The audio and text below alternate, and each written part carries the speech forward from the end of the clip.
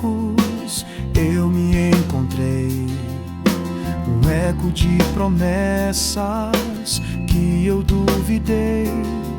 A poeira do caminho, o sol a queimar, sem forças pra lutar, nem voz pra clamar. E uma voz mais forte que o som do trovão quebrou minhas correntes, curou meu coração. E agora eu canto o som da vitória. A cruz foi o palco da minha nova história. O sangue de Cristo, o preço que pagou, rasgou o véu da morte, a dívida quitou.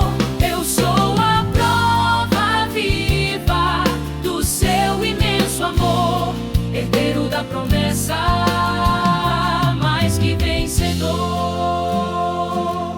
As muralhas que me cercam podem altas parecer, os gigantes que se levantam tentam me fazer temer, mas a pedra que eu carrego tem o nome de Jesus, e na força do seu braço eu caminho em sua luz. Pois a voz que um dia me ergueu do chão é a mesma que me guia em toda escuridão.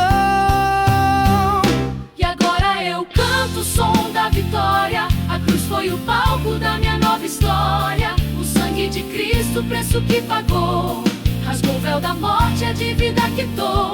Eu sou a prova viva do seu imenso amor, herdeiro da promessa, mais que vencedor.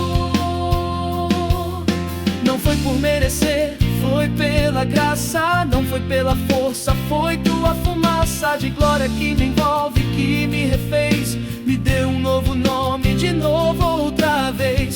O leão de Judá rugiu por mim, minha guerra ele venceu, decretou o fim.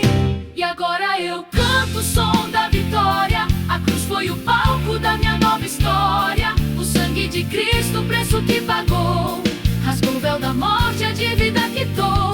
Eu sou a prova viva do seu imenso amor, herdeiro da promessa, mais que vencedor. Que o mundo inteiro ouça, que toda a terra veja o poder que se move dentro da tua igreja. Não há condenação, não há mais o que temer. Se Deus é por nós, diga quem poderá vencer. Levante a sua voz, comece a celebrar.